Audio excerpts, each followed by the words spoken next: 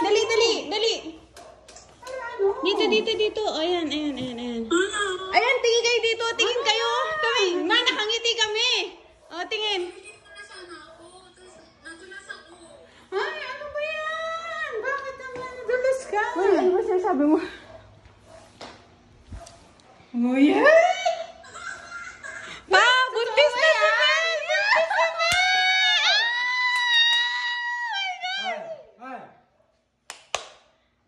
Tatlong piti. Isang pregnant, tas dalawa mga guhit-guhit.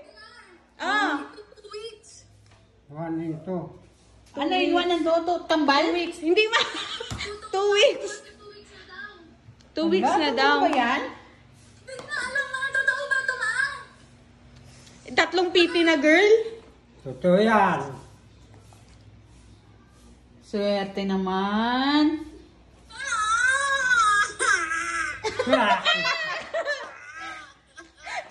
Congratulations! Totoo talaga. Maliligo na ako. Tapos ate mo tinatawag. Eh bakit sabi mo nadulas ka?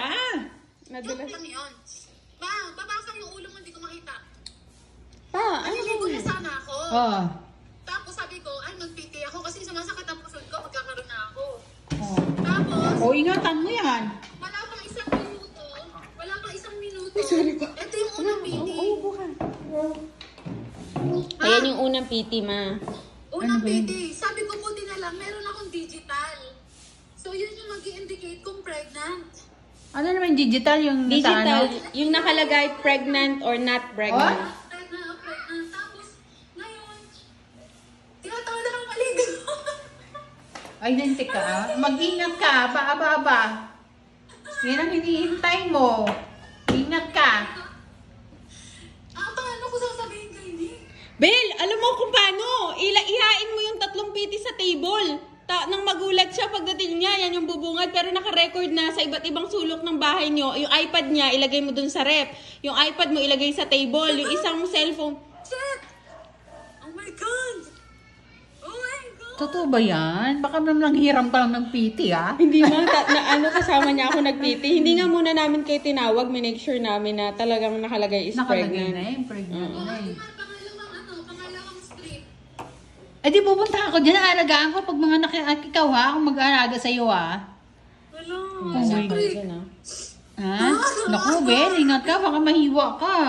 pinag-uusapan ko naman namin ni Nick. Sabi ko, bago ko malaman pregnant ako, kailangan maglaglag muna ako sa SSS ng pinakamalaking laglag para yung maternity malaki. Oh my God. Yung nahulugan niya na buong buwan. Shit, my God! Ito pa malala ah. Wait lang ba? Upo ka lang pa. Hindi, yung ano namin, yung making love namin, super dali lang. Ano yun? Yun daw, make love nila, saglit lang daw. Make love? Oh, make love sa kama ng mag-asawa. Ay. Kala ko kung ano. Tinapon ko na yung ihi ko, Timat. Oh, alang inumin ko yan.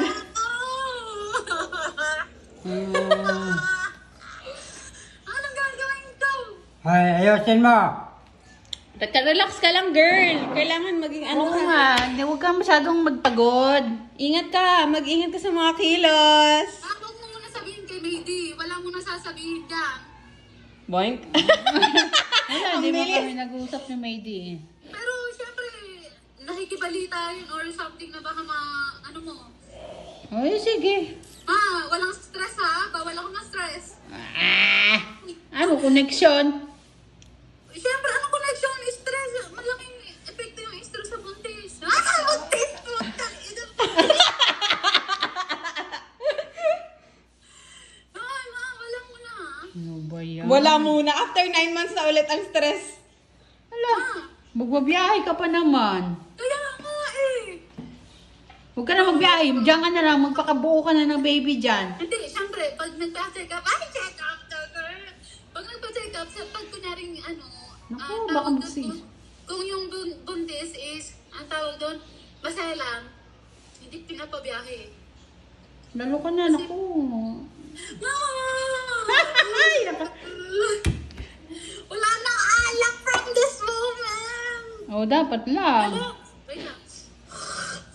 Oh, naglilina. Diri. Kanina pa to eh. Sipon yun. Sipon nilabas sa ilong? Ay, Wait, ito pa nga, sabi ni Ate Emily. Ate Emily. Kaya mo yan.